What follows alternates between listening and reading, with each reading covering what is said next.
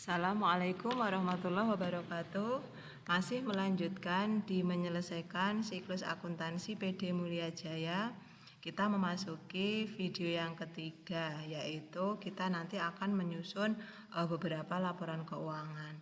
Nanti ada 3 laporan yang akan kita susun berdasarkan neraca lajur yang sudah kita buat pada video sebelumnya. Jadi sambil mereview sebentar, pada video yang lalu kita sudah membahas bagaimana cara menyelesaikan neraca lajur 10 kolom. Jadi hasilnya seperti ini kemarin. Kolom-kolomnya ada dari neraca saldo, penyesuaian, kemudian disesuaikan, laba rugi dan neraca. Sehingga kemarin di sini kita mengetahui bahwa pada periode sampai dengan Desember 2017 PD Mulia Jaya memperoleh laba sebesar Rp606.775.000. Jadi data kita kemarin di video yang kedua terakhir seperti itu. Nah, baik, kita akan mulai menyusun laporan keuangan. Laporan keuangan pertama yang nanti kita akan buat adalah laporan laba rugi. Nah, laporan laba rugi itu apa? Laporan yang menunjukkan kegiatan operasional perusahaan berkenaan dengan perolehan pendapatan dan beban-beban selama periode berjalan. Nah, dari worksheet, data-data untuk laporan laba rugi kita mengambilnya adalah dari kolom laba rugi. Nah, ini. Jadi komponennya sebenarnya cuma ada 2, yaitu komponen yang pertama adalah penjualan atau pendapatan. Sini penjualan, kemudian harga pokok penjualan, kemudian yang terakhir adalah biaya-biaya. Baik, kita mulai untuk laporan laba rugi. Kita tambahkan sheet terlebih dahulu. Sini namanya kita ganti menjadi laporan laba rugi. Oke, judulnya aturan mainnya seperti biasa. Baris pertama adalah nama perusahaan PD Mulia Jaya. Baris yang kedua adalah nama laporannya, laporan laba rugi. Nah, di sini untuk periodenya adalah untuk periode yang berakhir 31 Desember 2017. Oke. Yang pertama, karena ini adalah perusahaannya perusahaan dagang, kita tuliskan terlebih dahulu. Di sini ada akun, kita akan hitung yaitu penjualan bersih. Nah, penjualan bersih diperoleh dari mana? Yaitu penjualan dikurangi dengan retur dan potongan penjualan. Sekali lagi, untuk akun-akunnya kita tidak perlu ketik, kita cukup ambil saja dari worksheet yang tadi sudah kita punya. Oke, yang pertama ini kita atur dulu free span-nya biar mudah ya. Kita tampilkan nama akun dan kolom laba rugi. Nah, biar kita fokus nih. Yang pertama kita tarik dulu mulai yang ada angkanya. Oke, di sini penjualan. Nah, penjualan ada seperti ini. Oke. Kita lebarkan nantinya. Kemudian angkanya kita ambilkan saja. Ini bisa kita taruh di sebelah sini. Nanti yang kolom kedua kita isikan dengan pengurang penjualannya. Oke, angkanya adalah sebesar 2.913. Oke, nah kemudian di sini ada retur penjualan dan potongan. Kita ambil lagi di sini. Retur penjualan. Oh, tidak ada potongan penjualan, hanya ada retur penjualan. Oke. Seperti ini boleh. Nah, ini kalau cuma 1, ini berarti kolomnya nggak usah dilewati. Ini tadi saya pikir ada potongan. Oke, nggak apa-apa seperti ini. Retur penjualan kita ambilkan. Nah, karena retur penjualan itu sifatnya adalah kontra dengan penjualan atau dia mengurangi penjualan, maka di sini kita bisa berikan tanda minus. Nah, atau kalau misalnya tidak minus juga tidak apa-apa, nanti rumusnya yang kita ubah kita kurangkan, sama saja. Retur penjualannya adalah 25 juta. Oke, sehingga di sini kita hitung penjualan bersih. Penjualan bersih. Penjualan bersihnya berarti diperoleh dari penjualan kita kurangi dengan retur penjualan. Nah, seperti ini. Nah, kemudian berikutnya kita akan menghitung laba kotor. Laba kotor diperoleh dari penjualan bersih kita kurangi dengan harga pokok penjualan. Nah, nama akunnya adalah harga pokok penjualan. Nah, kita cari harga pokok penjualan seperti ini. Angkanya kita taruh di bawahnya saja, di bawahnya angka penjualan bersih sebesar 1881. Oke. Nah, ini kita kurangkan juga. Jadi penjualan bersih kita kurangi dengan harga pokok penjualan, ini disebut sebagai laba kotor atau gross profit. Ini seperti ini. Nah, ini biar rapi, kalian bisa beri misalnya di sini garis bawah seperti ini. Nih. Ya, ini juga seperti ini. Supaya rapi saja sebenarnya. Nah, udah seperti ini. Ini kalau misalnya kalian pengen kasih penjelasan juga boleh seperti ini. Ini maksudnya dikurangkan, ini seperti ini. Tidak masalah.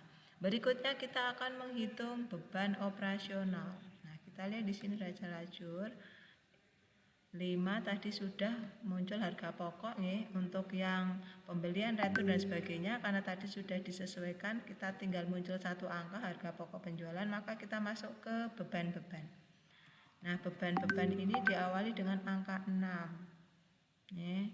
Kemudian ada muncul angka 8. Nah, karena kita akan menyusun laporan laba rugi dengan model multiple step, berarti nanti kita akan membedakan antara pendapatan operasional dan pendapatan non operasional. Oke, kita masuk di sini, kita tulis dulu judulnya beban operasional. Operasional. Terdiri dari apa saja? Kita ambil saja nama akunnya dari neraca lajur, yaitu mulai dari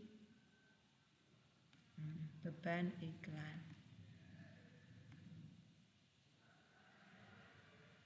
Oke, beban iklan. Nah, kita angkanya juga kita bisa ambil beban iklan. Itu angkanya adalah sebesar 4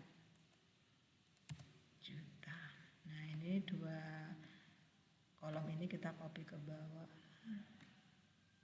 Oke, sampai beban umum lain-lain. Nah, ini pendapatan bunga tidak termasuk ya, karena masuknya adalah non operasional. Oke, sehingga di sini kita tambahkan di sini jumlah beban operasional. Nah, angkanya kita taruh di sebelah sini. Nah, kita jumlahkan dari beban iklan sampai dengan beban umum lain-lain. Nah, sehingga jumlah bebannya adalah 344 juta. Ini kita beri garis bawah. Nah, laba kotor kita kurangi dengan beban operasional, itu disebut sebagai laba operasional. Nah, ini yang disebut sebagai laba operasional. Nah, angkanya diperoleh dari laba kotor kita kurangi dengan jumlah beban operasional. Oke, berikutnya kita akan tambahkan pendapatan dan beban non operasional. Pendapatan dan beban non operasional. Nah, di sini kebetulan kita cuma punya satu saja, yaitu pendapatan bunga. Oke, di sini pendapatan bunga. Jadi tidak ada beban non operasional ya. Nah, ini angkanya kita taruh saja di sini. Oke, kita ambil boleh 920. Nah, karena cuma satu angka saja nih, kita boleh langsung ditaruh di sebelah sini. Nih, karena cuma satu angka. Kecuali kalau ada beberapa angka, maka detailnya kita bisa taruh di kolom yang kedua. Nah, ini nama akhirnya adalah disebut sebagai laba bersih. Laba bersihnya kita tambahkan di sini. Oke. Ya, 662775. Pastikan sama dengan yang ada di neraca lajur, 662775. Oke, selesai. Sehingga laba bersih kita untuk periode yang berakhir bulan Desember adalah Rp662.775.000. Oke, kita lanjut laporan yang kedua, yaitu kita ganti dulu namanya, yaitu laporan perubahan ekuitas. Oke, aturan mainnya baris pertama nama perusahaan. Oke, kemudian di situ kita tulis laporan perubahan ekuitas. Sini untuk periode yang berakhir 31 Desember 2017. Nah, ini. Oke, berikutnya keterangannya. Nah, namanya lah saja laporan perubahan ekuitas, berarti nanti harus berisi berapa ekuitas awal, berapa perubahan ekuitas selama periode berjalan tadi, dan berapa ekuitas akhirnya. Sekarang kita lihat di neraca lajur kita, komponen modal atau ekuitas kita terdiri dari apa saja. Kita lihat kepala 3, namanya adalah modal Gunawan. Oke, di sini kita ambil saja di sini. Modal awal. Modal Gunawan. Nah, ini ya awal berarti ini. Ini boleh juga diambil saja, nggak usah ketik ulang juga boleh. Nah, modal awalnya kita ambilkan saja dari neraca lajur, yaitu pada kolom neraca seperti ini. Nah, ini kita taruh saja di sebelah sini. Nah, kemudian pada periode berjalan ada hal-hal yang menyebabkan perubahan modal, yaitu perolehan laba rugi serta pembayaran prive. Nah, kita tulis dulu di sini adalah laba periode berjalan. Nah, kamu dapat laba berapa? Kita lihat. Kita ambil dari laporan laba rugi. Nah, 62. Nah, berikutnya dalam periode itu juga terjadi pengambilan prive. Pengambilan prive kita ambilkan dari kolom neraca, dari neraca lajur kolom neraca. Kita ada prive 20 juta. Nah, laba dikurangi prive itulah yang disebut sebagai kenaikan. Nah, ini kenapa kenaikan? Iya, karena jumlahnya positif nih. Jadi selisih antara laba periode berjalan dan prive adalah positif, kenaikan modal atau kenaikan ekuitas. Kenaikan ekuitas. Bolehlah. Kenaikan modal namanya modal semua ya, modal. Oke, di sini kita selisihkan. Ini kita kurangkan dengan ini ya. Nah, seperti ini. Ini kita beri garis bawah. Nah, seperti ini. Oke, di sini kalau misalnya bingung ya, kita beri seperti ini tidak masalah. Sehingga berapa modal Gunawan akhir? Nah, modal Gunawan akhir nih, akhir adalah sebesar modal awal ditambah dengan kenaikan. Nah, angka inilah yang nanti akan kita pakai untuk mengisikan di kolom di laporan neraca. Ini udah selesai laporannya seperti ini. Nah, jadi nanti kita tinggal mempercantik saja lebar kolom, tarik-tarik, kasih warna dan seterusnya. Oke, kita lanjut ke laporan yang ketiga, yaitu neraca. Kita ganti namanya laporan neraca.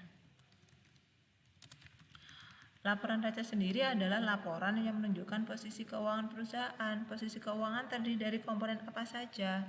Aset, utang, dan modal. Nah, kita buat dulu di sini judulnya. PD Mulya Jaya. Laporan neraca. Nah, kalau ini ini bukan untuk periode ya, per 31 Desember. Karena neraca ini adalah per 1 titik tanggal. Oke. Nah, untuk laporan neraca ada dua bentuk, yaitu bentuk stafel dan bentuk skontro. Jadi stafel atas bawah, skontro kanan kiri sebelah menyebelah. Nah, kita untuk mudah biar tabelnya tidak terlalu panjang ke bawah, kita gunakan saja model skontro. Sayap kiri itu terdiri dari aset. Aset kita terdiri dari apa saja? Kita bisa pecah menjadi dua. Yang pertama adalah aset lancar. Oke, aset lancar kita terdiri dari apa saja? Komponennya kita ambil sekali lagi dari sheet neraca lajur. Oke, kita lihat aset lancar kita adalah mulai dari kas sampai dengan asuransi dibayar di muka. Karena untuk peralatan sampai akumulasi penyusutan gedung itu masuk ke komponen aset tetap. Nah, angkanya kita ambilkan juga dari neraca lajur kolom neraca. Oke, seperti ini. Nah, ini kita copy ke bawah. Oke, sampai siapa tadi? Asuransi. Nah, ini kita buang. Nah, ini kita tulis di sini jumlah aset lancar. Kita total sini, kita jumlah dari kas sampai dengan asuransi bayar di muka. Oke, jumlah aset lancarnya adalah 896. Oke, berikutnya kita akan buat aset tetap. Aset tetap terdiri dari, kita lihat di sini mulai dari peralatan. Oke, sampai ke akumulasi. Oke, angkanya kita ambilkan dari neraca lajur kolom neraca, ini peralatan. Sip, seperti ini kita tarik ke bawah. Nah, yang membedakan adalah akumulasi. Perhatikan, akumulasi ada di sebelah kredit, sehingga di sini rumusnya kita agak rubah sedikit. Ini kita ambilkan. Nah, karena akumulasi itu sifatnya adalah kontra dari akun asetnya, maka di situ kita berikan tanda minus. Jadi kita rumusnya di sini saya ulang ya. Kita ketik sama dengan minus. Nah, ambilnya adalah dari neraca lajur yang ini. Ya, kolom kredit. Nah, untuk yang akumulasi gedung juga sama dengan minus, kita ambil dari neraca lajur akumulasi gedung. Oke, nah ini kita jumlah di sini, jumlah aset tetap. Nah, kita jumlahkan seperti ini. Oke, selesai seperti ini kita tebalkan. Nah, di sini kita bisa tuliskan jumlah aset. Nah, jadi jumlah aset diperoleh dari aset lancar kita tambah dengan aset tetap. Oke, berarti sayap kirinya sudah ketemu seperti ini. Sekarang kita akan mengerjakan yang sayap kanan, sebelah kanan, yaitu untuk komponen kewajiban dan ekuitas. Nah, kita lihat di sini, kita kasih judul kewajiban dan ekuitas. Kita ketik kewajiban atau utang ya, dan ekuitas. Kita tulis dulu di sini. Kewajiban. Nah, kewajibannya terdiri dari apa saja? Kita ambil dari neraca lajur. Nah, mulai dari utang dagang sampai utang PPh. Seperti ini.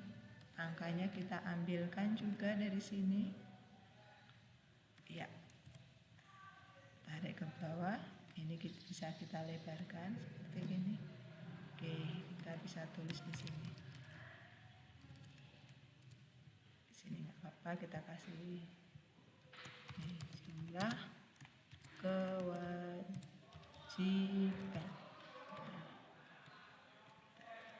Angkanya di sini sama dengan sum. Seperti ini. Oke, berikutnya kita akan tambahkan untuk ekuitasnya. Ekuitasnya di sini namanya adalah modal gunawan. Kita ambilkan namanya sama dengan modal gunawan. Oke. Nah, di sini angkanya kita gunakan modal akhir yang diperoleh dari laporan perubahan ekuitas. Jadi jangan diambil dari kolom neraca. Di laporan perubahan ekuitas modal kita sudah menjadi 1977. Nah, seperti ini. Sehingga di sini kita bisa tuliskan jumlah kewajiban dan ekuitas. Oke. Jumlah kewajiban dan ekuitasnya yaitu sama dengan kewajiban ini kita tambahkan dengan ekuitas. Ya. Oke, Ctrl V. Nah, ini jumlah ini seharusnya sama ya. Kita periksa lagi, barangkali kita di sini ada yang keliru, kenapa ada selisih ya. Seharusnya apakah ada yang terlewat? Kita lihat di neraca lajur. Kita lihat dulu komponennya. Kas sampai dengan asuransi dibayar di muka. Kita lihat kas sampai asuransi di BD Muka, betul. Ini rumusnya nggak kelihatan ya, kita jumlahkan 89. Oke, 1977. Oh, ini utang PPh-nya kelihatannya keliru di sini nih, utang dagang, salah ambil tadi. Utang dagang kita ambil, utang dagangnya adalah yang ini 474. Nah, salah alamat. Nah, oke, kita tarik ke bawah. Nah, seperti ini udah sama ya. Jadi tadi untuk utang dagang kita salah sel ya. Utang dagangnya 474. Perhatikan sekarang di bagian bawah untuk sayap kanan dan sayap kiri jumlahnya sudah sama, sudah seimbang. Nah, jadi demikian mudah sekali menyusun laporan keuangan berdasarkan worksheet. Jadi kita hanya tidak menggunakan formula apa-apa sebenarnya, kita hanya menggunakan tanda sama dengan saja. Hanya yang perlu diingat bahwa untuk laporan laba rugi kita ngambilnya dari kolom laba rugi di neraca lajur. Kemudian untuk laporan perubahan ekuitas untuk laba ruginya diambilnya adalah dari laporan laba rugi. Sama. Demikian juga ketika kita membuat laporan neraca, maka untuk modalnya atau ekuitasnya angkanya diambilnya adalah dari laporan perubahan ekuitas. Sekali lagi bukan dari neraca lajur. Jadi intinya untuk menyusun laporan keuangan harus terstruktur. Setelah menyusun neraca lajur, kita menyusun laporan laba rugi dulu supaya bisa menyusun laporan perubahan ekuitas. Laporan ekuitas sudah selesai, baru kita bisa menyusun laporan neraca. Mengapa? Karena di laporan neraca kita memerlukan data atau informasi tentang ekuitas akhir dari perusahaan. Ya, demikian untuk video yang ketiga, bagaimana cara menyusun laporan keuangan dari neraca lajur menggunakan fasilitas atau menggunakan aplikasi Google Sheet. Ya, mudah-mudahan video yang ketiga ini bisa dipahami. Kita akan masih lanjutkan dengan video yang keempat, yaitu nanti bagaimana cara membuat jurnal penutup dan menyusun neraca saldo setelah penutupan. Jadi tetap semangat belajar, tetap semangat mencoba di rumah. Saya akhiri, terima kasih. Assalamualaikum warahmatullahi wabarakatuh.